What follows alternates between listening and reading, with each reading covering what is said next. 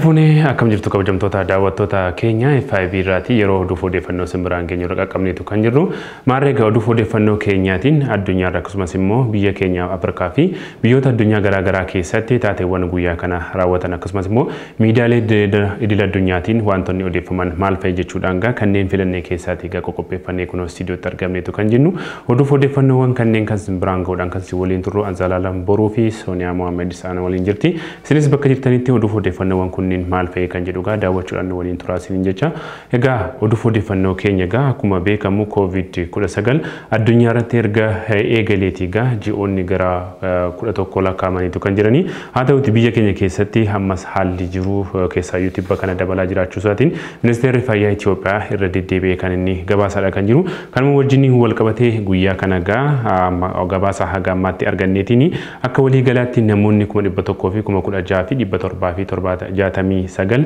dhibee kanaatiin qabamuun egaa ministeerri fayyaa Itoophiyaa beeksisetu kan jiru kanneen keessaa immoo namoonni 1,806 lubbuu ofii itti dhabaniitu kan jiran haga ammaatti jechuudha. Namoonni 93 fi 890 ta'an immoo dhibee kanarraa dandamataniitu kan jiranii. Haaluma kana hanga gara Afrikaattis dhumne yoo ilaalle namoonni miiliyoona 2.3 ol ta'an egaa dhibee kanaatiin qabamaniitu kan isaan jiranii. Isaan kana keessaa immoo namoonni 56 fi 443 ta'an lubbuu isaanii itti dhabaniitu kan isaan jiranii.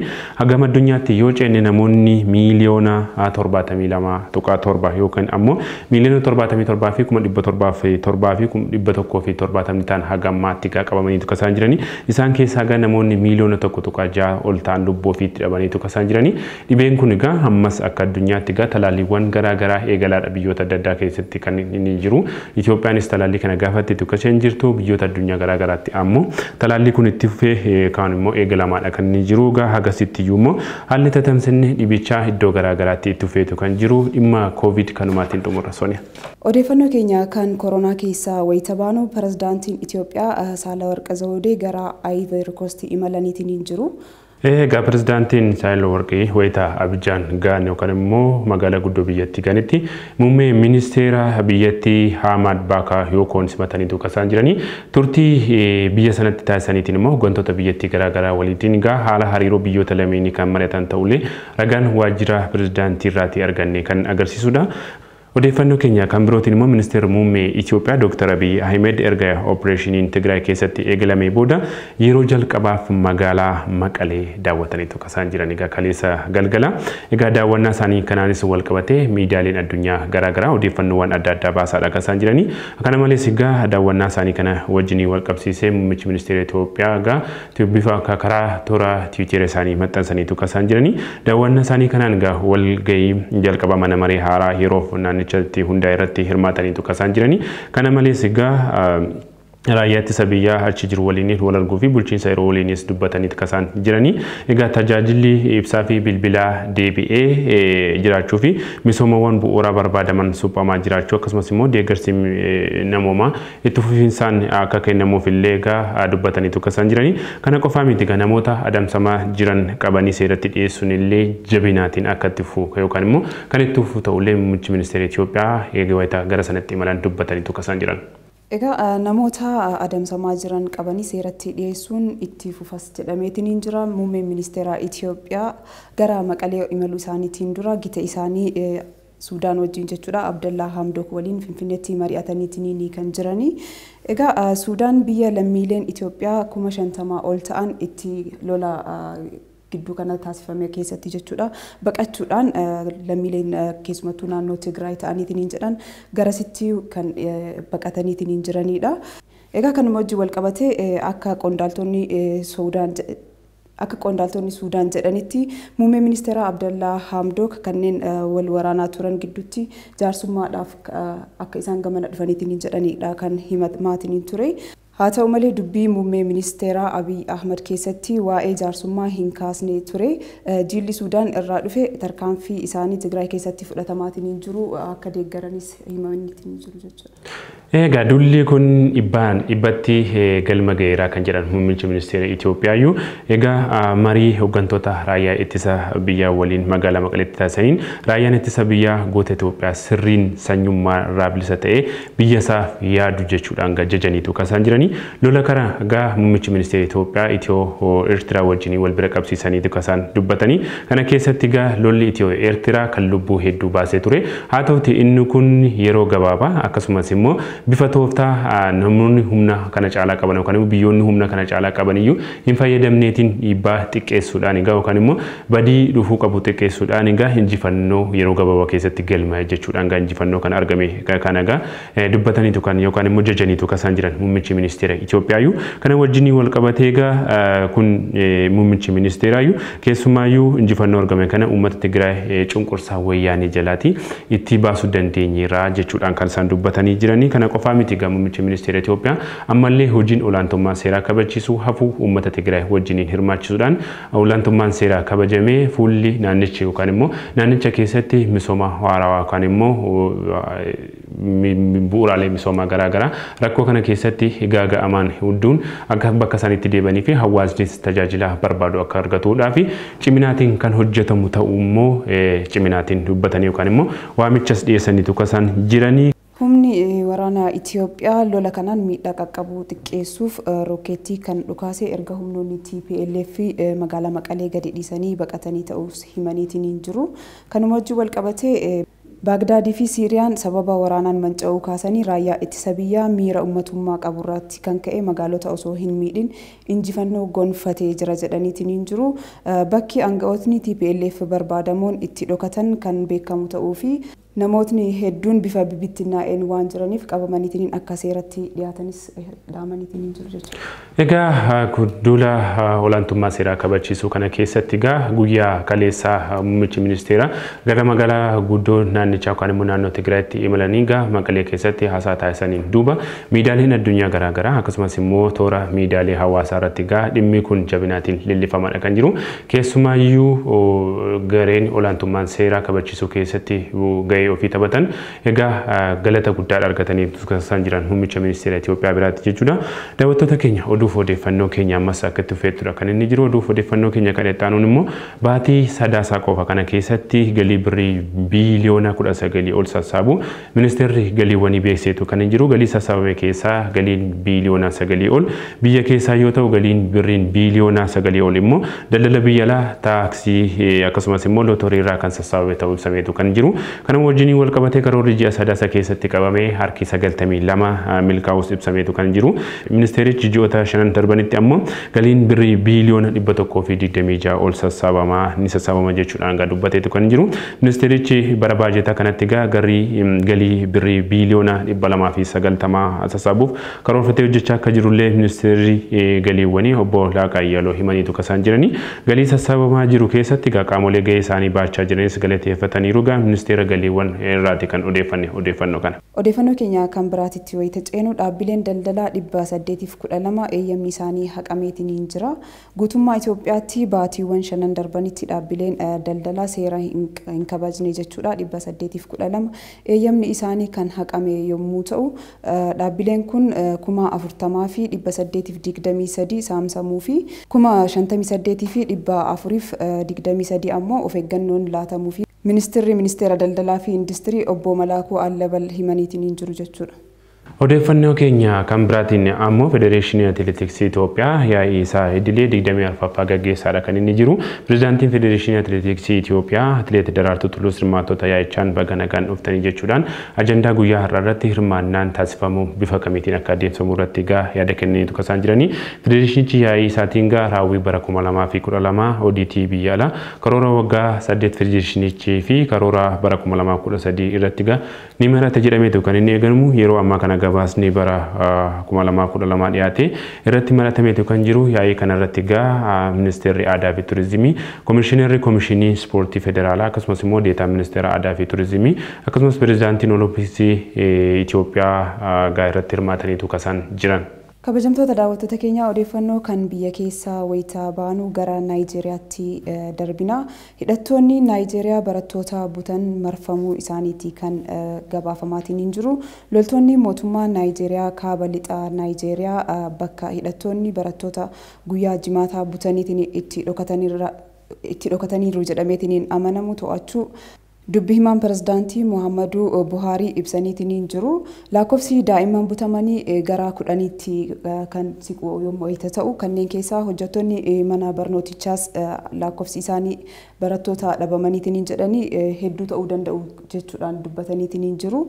Mana barnootaa hidhattoonni to'ataniitiin turan kana keessa namoonni 800 ol akka turanidha kan himamaatiin jiru. Hidhattoonni kunniin barattoota butan gadhiisuuf maallaqa akka isaan gaafataatiin jiranidha kan ibsamaatiin jiru. Mootummaan Naayijeeriyaa hidhattoota kanneen egaa yakka kana raawwatanii egaa shiftoota naannichatti socho'anii jechuudhaan egaa kan inni yakkee jiru. Egaa gaazexeessituun BBC Naayijeeriyaa Maayinii Loojes nageenyi Naayijeeriyaa yaaddessaa ta'aa jira jechuudhaan kan isheen dubbattee jirtu. Kaaba lixa biyyattiitti shiftoonni maallaqa gaafachuuf akkasumas immoo nama butuu kaaba bahaatti ammoo hidhattoonni finxaaleeyyiin islaamaa socho'aa jiru. Kibbatti ammoo galii boba'aa irraa naannicha hiree akka qabaatuuf leellaan raawwatamaa jira jetti gaazexeessituun kun. Egaa Reuters akka gabaasetti ammoo mana barnootaa amma daa'imman keessaa butamanitti maatiin ijoollee hangafoonni daa'imman akka isaanii akka deeffaniif gaafachaadha akka isaan jiranii. Mana barnootaa saayinsii sadarkaa lammaffaa kanatti ijoollee dhiiraa 3 barsiifatu keessaa 2 amma bakki isaan bu'an hin jiru jechuudhaan namni Reutersitti hime Abubakar Lawal humni waraanaa biyyattii sanbata darbee bosona hidhattoonni kun itti daatan adda baasuu fi walitti dhukaasuu isaaniillee ibseetu kan inni jiru. Dubbii himaan Buhaarii Sheehu BBCtti immoo akka himanitti loltoonni hedduun daa'imman kana baraaruuf naannichatti bobbaafamaniiru jechuudhaan kan inni dubbate. Egaa pirezidaantiin Buhaariin sa'a tokkoon haalli jiru gabaafamaa fi jiraas jedhameetu kan inni miidiyaaleetti hime. Qaamoleen shiftaa kun ni cabuu ni dadhabamuu jechuudhaan dubbii himaan pirezidaanticha akka isaan dubbatanillee jiran. Sheehuun barattoonni hiriyoonni isaanii yoo xiqqaate 10 ta'an butamuu dubbatu. Garuu kun qulqullaa'uu qabas jedhaniitiin hin jiru. Maatiin ijoollee isaanii manatti deebi'aniif kanneen ammallee haleellaa kanaan baqataniitiin badaniitiin hin jiran akka gabaasan gaafataniitiin hin jiru. Jiraattonni naannoo mana barnootichaa jiran jimaata galgala sa'aatii 4tti jechuudha dhukaasa dhagahuu fi dhukaasichi sa'aatii 1f walitti fufeetiin hin turuu isaadha kan himameetiin hin jiru. Dhukaasa ittifamaa tureenis hidhattoonni kan barattoota ukkaamsaniitiin hin jedhan wayita baqataniitiin hin jedhanitti barattoonni ammoo balaa kanarraa of ittisuudhaaf jechuudhaaf baraaruudhaaf dallaa mana barnootichaa irraan utaalaniitiin hin baqataniitiin hin jiru jedhameetiin hin jira jechuudha. Odeeffannoo keenya kan biraatiin Ambrose Dlamini ministeerri muummee Eswaatinaa COVID-19 du'anii jedha gabaasni arganne. Mootummaan Eswaatinii akka jedhetti ministeerri muummee Ambrose Dlamini erga kooronaavaayirasiin qabamanii beekamaniiti baatii tokkoon boodatti boqochuu isaaniiti. Egaa ibsi mootummaa akka jedhetti Dlaminiin kan umuriin waggaa 52 guyyaa dilbataatti hospitaala Afrikaa Kibbaa keessatti lubbuun isaanii darbeetu kan inni jiru. Sababni du'a isaanii kan hin eeramne ta'us egaa gareeleen garaagaraa Dlaminiin COVID-19 wal'aanamaa turanii fi dhibee kanaatiin du'anii wayita jedhan gareen biroon immoo haalli du'a isaanii kun hin beekamne jechuudhaan kan dubbataa jiru. Dlaminiin waan hundaafuu ministeera muummee Eswaatinii onkoloolessa bara 2018 irraati eegalee duraan Switzerland jedhamu beekamu kan turan keessattidha hojii kan isaan eegalanii. Eswaatiinis biyya Afrikaa Kibbaa xiqqoo fi kan gara galaanaa hin qabnedha. Biyyattiitti gaa uummata miiliyoona 1 qabdu. Tunis gaa namoonni 6,768 kooronaavaayirasiin qabamaniitu kasaan turanii. Isaan keessaati namoonni haga ammaatti 127 ammoo sababa kanaatiin gaa lubbuu isaanii dhabaniitu kasaan jiran. Dlaminiin kooronaavaayirasiin qabamuu isaanii sadaasa 16 himameetiin ture. Haa ta'uti yeroo sanitti mallattoo dhukkubichaa kan hin qabne ta'uu isaatii kan himaatiin turan jechuudha. Torbaaniin booda gaafa muddee tokko ammoo ministeerri muummee kun hospitaala Afrikaa Kibbaatti dabarfamuu mootummaan biyyattii beeksiseetiin ture. Dilbata kaleessaa ammoo Dlaminiin osoo Afrikaa Kibbaatti wal'aansarra jiru lubbuun isaa darbuudha kan himameetiin jiru jechuudha. Kana caalaa wanti gadi fageenyaan himames akka hin jirredha kan ibsaniitiin hin jiranii. Mootummaan maatii waliin wal ta'uudhaan itti aansee maal akka ta'uu qabu uummatatti ni beeksisas jedhameetiin hin jira jechuudha. Gamkaaniin dilaa minniini pirezidaantii Ameerikaa Doonaald Tiraampii fi pirezidaantii Biraazil Jaar Bolsoonaaroo dabalatee aangoota addunyaa vaayirasii kanaan qabaman kana keessaa tokko turanii jechuudha hanga kan inni gabaafamee jiru. Ogeessi baankii duraan Laamiinii wayita akka ministeera muummeetti mootii mislaa sadaffaa muudamanitti nama siyaasaa haaraadha kasaan turanii gaa namni kun maatii ofiirraati. Bara 1986tti wayita waggaa 18 turan bakka abbaa isaanii ta'uudhaan egaa yeroo abbaan isaanii lubbuudhaan darban aangoo kan itti taasisan kennan akka baankii addunyaatti bara 2016 fi bara 2017 keessa uummata biyyattii keessaa harki 79 eegaa biyyoota yookaan immoo hiyyeessota ta'uudhaan kan isaan beekamni waan hunduufuu lubbuun isaanii jannataadhaatu jenna.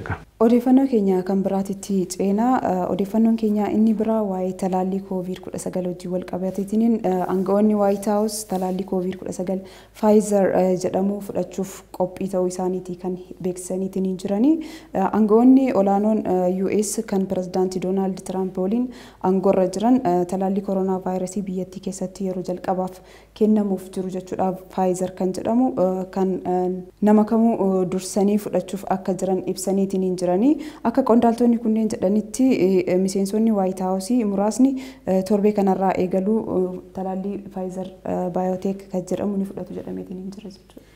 Yeroon aangoo isaanii gara xumuraatti kan deemaa jiru yeroo muraasni kan itti fufu Doonaald Tiraamp dilbata kaleessaa akka ibsanitti garuu talaallichi hundaaf osoo hin taane haalota baay'ee barbaachisoo ta'an keessatti kennamaa jechuudhaan kan isaan dubbatanii jiranii dhibee COVID-19 irraa namarraa ittisuu isaa harki 95 kan mirkanaa'e egaa talaalliin kun bu'aa qabeessummaa fi nageenyummaan isaa jimaata darbe USA keessatti mirkanaa'uun isaa kan yaadatamudha. Marsaan jalqabaan talaalliin doozii miliyoona 3 ta'u kutaalee USA bakkeewwan garaagaraatti raabsamaa jiraachuun illee ministeerri fayyaa biyyattii gabaaseetu kan inni jiru. Gamkaaniin talaalliin yeroo jalqabaa biyya USA galee inni jalqabaa kaleessa bulchiinsa Michigan seeneera. Hojjettoonni fayyaa fi jaarroleen har'a yeroon tajaajilli inni fudhatu jedhamee eegalameera. USA keessatti erga ji'a sadaasaati as lakkoofsi namoota koronaavaayirasiin qabamanii akkaan dabalaa jiraachuun illee faallaa kanaatiin immoo gabaafamaadha kan inni jiru. Guyyaa guyyaan lakkoofsi namoota qabamanii 3,309 dabalaatiin akka jirudha kan beeksifamaatiin jiru. Lakkoofsi kun jechuudha gabaasa sanbata darbeen kan biyyattiin beeksisteetiin jirtu. Dhibeen balaafamaan kun hanga ammaatti US keessatti namoota 300,000 ol galaafatu isaati kan gabaafameetiin jiru. Dhaabbatni dhimma nyaataa fi qoricha US jimaata darbee talaallii kana mirkaneessuu isaa akka milkaa'ina guddaatti fudhateetiin jira. Dhaabbatichi yeroo dheeraaf dhiibbaa bulchiinsa Doonaald Tiraamp irra mudataatiin ture ibseetiin jira. Talaalliin Pfizer kun UK keessatti torban darbe kennamuu eegale. Talaalliin kun biyyoota akka Kaanaadaa, Bahareenii fi Saawud Arabiyaa keessatti bu'aa qabeessummaa isaa mirkanaa'eeras jedhameetiin jira jechuudha. Tole daawwattoota keenya FIB irraati kan isin daawwachaa jirtan oduuf odeeffannoo keenyadha. Oduuf odeeffannoo miidiyaalee addunyaa garaagaraa irraa wabeeffannee isin biraan gahaa jirrudha. Haaluma kanaan gaa Ameerikaa yookaan immoo yaada qalbii keessaniin Ameerikaa keessaa osoo isin hin baasiin haakiroonni biiroo maallaqaa fi daldala USA cabsanii seenanii jedha BBC'n gabaasaa qabatee dhufeeni. Egaa USA erga haakiroonni toora waajjiraalee maallaqaa fi daldala cabsanii seenuu barameen booda ajaja hatattamaa baasteetu kan isheen jirtu. Egaa gochaa haakiroota kana hordofuun manneen hojii mootummaa federaal marti isaaniiyyuu neetwoorkii akka dhaamsanii fi akka keessaa ba'an ajajamaniitu kasaan jiranii. Neetwoorkiin kompiitaroota manneen hojii mootummaa federaalaa hundaan hidhamuu qabu. Solar Wings Orient haakiroota kan qiyyaafate keessaa galeedha kan inni jiru. Egaa USA eenyu akka gochaa kana duuba jiru ammatti adda hin baasne jechaadha kan isheen jirtu. Egaa dhaabbileen dhimma nageenyaa fi saayibar kan US jechuudha kanneen saayibar seekuritii fi instructure security agency jedhaman jechuudha. Wayita ajaja dhaabbileef kennan akka ibsanitti haakiroonni yeroo ammaa kanneen sirna caasaa mootummaa keessa jiruun butuu danda'anidha jechuudhaan akeekkachiisaniitiin jiranii. Dhaabbanni teekinooloojii guddichi Solar Winds jedhamu ammoo Tiwiitara isaarratti akka barreessetti fayyadamtoonni isaa hatattamaan gara sirna fooyya'insaa of guddisuu yookaan immoo upgrade gochuu qabu jechuudhaan ibseetu kan jiru. Jaarmiyaan Fire Eye ammoo kompiitaroota dhuunfaas ta'e kan mootummaa akkaataa haakkeroonni butamuu hin dandeenyeen fooyya'uu yookaan immoo upgrade ta'uu qabu jechuudhaan maxxanseetu kan ture. Dhaabbanni teekinooloojii SolarWinds Orient jedhamu jalqaba of fooyyessuu akka qabuu fi ta'uu baannaan egaa haakkeroonni akka qaama fedhan haleelaniif haala mijeessaa jiran jechuudha. Akka kichisaa jira dhagaa dhaabbanni kun gamkaaniin namoota dhimma nageenya saayibaraa fi haakkerootaan wal qabatu sakattaa turan keessaa 3 Reutersitti akka himanitti gochaa raawwatame kana duuba Raashiyaatu jira jechaadha kasaan jiranii kana dhaga'uun ministeerri dhimma alaa Raashiyaa hamiin kun hundee bu'uura hin qabu jechuudhaan gaa Facebook isaanii irratti barreessaniitu kasaan jiran. Odeeffannoo keenya kan biraatiin Chaayinaan to'atamu gaazexeessaa madda oduu Bloomberg jedhamuuf hojjettuu dhimma keessoo kiyya jechuun giddugaliinsa kaanii akeekkachiisteetiin jirti. Lammiin Chaayinaa Haazeefaan nageenya biyyaa balarra buuseetiin jira jedhamuun aanga'ootaan himatamu torban darbee to'annoo jala ooleetiin jira jechuudha. Oduma kana wajjin wal qabatee gamtaan Eurooppaa yookaan immoo EU'n gaazexeessitoota sababii gabaasa hojjetaniin wal qabatee to'ataman akka gadhiiftuuf Chaayinaa gaafateetu kan jiru. Gamtaan Eurooppaa gaa ibsa sanbata baaseen aangawoonni Chaayinaa gaazexeessituu Faan yookaan barbaachisu ta'e qorachuu akka argattu gochuu abbaa alangaa isheetiin immoo feetu akka argattuu fi maatiin akka wal argattullee taasisuu qabaa jechuudhaan gaafateetu kan jiru. Kilabiin gabaaftota biyya alaa Chaayinaa FCCC miidiyaaleen idil addunyaa hojjettoota isaanii Chaayinaa irratti hirkatu jechuun gaa deeggarsa isaa ibseetu kan inni jiru. Haa ta'u malee gaa imbaasiin Chaayinaa kan Eurooppii Yuuniyen keessaa Faan sochiiwwan akka nageenya biyya balaarra buusu keessatti hirmaachuun argamteetti jechuudhaan gaa deebii kenneetu kan inni jiru. Itti dabaluunis gaa eenyummeessaa WeChat isaa irratti dhimmichi haaluma seeraatiin qoratamaa jiraachuu fi mirgoonni Faan guutummaatti eegames kan jiru ta'uudha kan inni dubbate. Dhimmi kunis guutummaatti dhimma keessoo Chaayinaa waan ta'eef biyyi yookaan immoo dhaabbanni biraa kamuu gidduu galuuf mirga hin qabu jechuudhaan gaa Chaayinaan dubbatteetu kasheen jirtu. Yeroo garaa garaatti Chaayinaan egaa gaazexeessitoota yookaan immoo mirga gaazexeessitoota sarbuudhaan kan isheen beekamtu. Haa ta'uutii gaa dhimma koo keessa namni illee hin galiinii kan jechaa jirtu fakkaati. Gaazexeessituun Faan bara 2017 irraa kaasee Bloomberg kan hojjetaa jirtu yoo ta'u isaan dura madda oduu Reuters, CBC akkasumas immoo Al Jazeera fi CBC fa'aas hojjetaa kasheen turte. Gaazexeessituun kun gaafa muddee torbaa erga gulaala ishee waliin haasofteen booda battaluma wayita qondaaltota nageenyaan uffata idilee uffataniin dabalamte gamoo irraa jiraattu keessatti qabamtee fudhamtuudha kan isheen argamte jechuudha. Egaa waa'ee ishee baay'ee yaaddoonneerraa haala jiru sirriitti hubatuufis aangawoota Chaayinaa waliin haasa'aa jirra jette dubbii himtuun Bloomberg kan New Yorkitti bu'uureffatte dhimma kanarratti haasa'aa taasifteenis. Hagayya keessa ammoo aangawoonni Chaayinaa gaazexeessaa Awustiraaliyaa kan Chaayinaatti dhalatte Cheng Lei kan jedhamtu jechuudha. Miidiyaa mootummaa Chaayinaa CGTN hojjettu dhimma nageenyaa jedhuun hiiteetiin jirti. Fulbaana keessa ammoo gabaastonni Awustiraaliyaa lama erga ministeeraan nageenyaa mootummaatiin gaafiin dhiyaatee fi booda jechuudha. Battalumatti Chaayinaan biyya Chaayinaatirraa bahaniitiin jiru. Hong Kong keessatti ammoo deeggaraa miidiyaa diimokiraasii fi daldalaan beekaman Jeemii Leeyin jalqaba baatii kanaatti seera nageenya biyyaa mormisiisaa jalatti himatameetiin jira jechuudha. Dhimmi gaazexeessitoota kun egaa biyyoota addunyaa garaa garaa keessatti gaaffii keessa galaa kan jiru fakkaata. Kana qofaa miti adabbii du'aan Iraan gaazexeessaa mootummaa mormuu irratti raawwatteen wal qabatee biyyoonni Awurooppaa 4 fooramii daldalaa karaa onlaayiniitiin Teheraan keessatti gaggeeffamuuf ture keessaa baaneera jechuudhaan kasaan beeksisanii biyyoonni gamtaa Awurooppaa Iraan waliin walgahuu taa'uu didanii jedha gabaasa isaatiin egaa miidiyaaleen. Egaa fooramiin wiixataa irratti karoorfamee ture kana keessatti ambaasaadoroon biyya Faransaay, Jaarman, Xaaliyaanii fi Awustiraaliyaatu hirmaachuu dide. Egaa qopheessitoonni fooramichaas booda yeroo biraatti dabarsaniiru jechuudhaan kasaan gabaasanii turanii. Kunis egaa waldhabdee adabbii du'aa zaam irratti raawwatameen wal qabatee Iraanii fi biyyoota Awurooppaa jidduutti uumameen kan wal qabatedha. Egaa zaam erga aappiliitti fayyadamuun tasgabbii biyya keessaa akka hin jirre taasisee jechuudhaan egaa himatamaan tureetiin boodadha kan inni ajjeefame. Gaazexeessaan kunis egaa erga karaa marsariitii isaatiin bara 2017tti mormii guddaa Iraan keessatti qopheesseen booda biyya Xaaliyaaniitti kooluu galtummaan kennameefiitu kan hin ture. Booda ammoo Iraan keessaa to'atamuudhaan gaa sanbata darbee fannifamee akka du'u ta'etu kan inni jiru. Egaa ajjechaa kanas Faransaay gara jabinaa fi fudhatama kan hin qabne jetteetu kan isheen turte. Akkasumas egaa gamtaan Awurooppaa cimsuun ajjechaa sana mormeetu kan jiru. Egaa akkuma dura jedhe biyyoonni Awurooppaa yookaan immoo biyyoota addunyaa garaagaraa keessatti dhiibbaan gaazexeessota irra qaqqabaa jiru waan jabaatee itti fufee jiru fakkaata. Deebii kanaatiif ammoo Iraan ergamtoonni Faransaayii fi Jarmanni kanneen ammaan tana pirezidaantummaa gamtaa Awurooppaa isa naanna'uu qabaatan walgahii waamteetu kaseen jirtu. Isaan boodas gaa dilbata Faransaay karaa Tiwiiteraatiin gaa ambaasaaddarri ishee ergamtoota sadii kan biraa waliin kan biyya Iraan walgahii daldala Iraanii fi Awurooppaa irratti akka hin hirmaanne ta'e beeksifteeti kaseen jirtu. Dhuma Tiwiiteerichaa irratti gaa ministerichi hashtag new business usual jechuudhaan fayyadameetu kan inni jiru. Egaa waan hundaafuu Sooniyaa dhiibbaan gaazexeessota irra qaqqabu gaa biyyoota addunyaa garaagaraa keessatti Chaayinaa dabalatee ganneen Iraanii akkasumas immoo biyyoota Afrikaa biyya keenya dabalatee jechuudha keessatti taasifamaa jiru gaa darbee mul'ataadha kan inni jiru. Tokkun immoo gaa mirgi yookaan immoo FJC'n mirgi walabaa gaazexeessotaatiif falmullee kana keessatti gahee isaa akka ba'uuf egaa miidiyaaleen yookaan immoo dhaabbileen garaagaraa waamicha isaanii dhiyaasaa taasisaadha kan isaan jiran.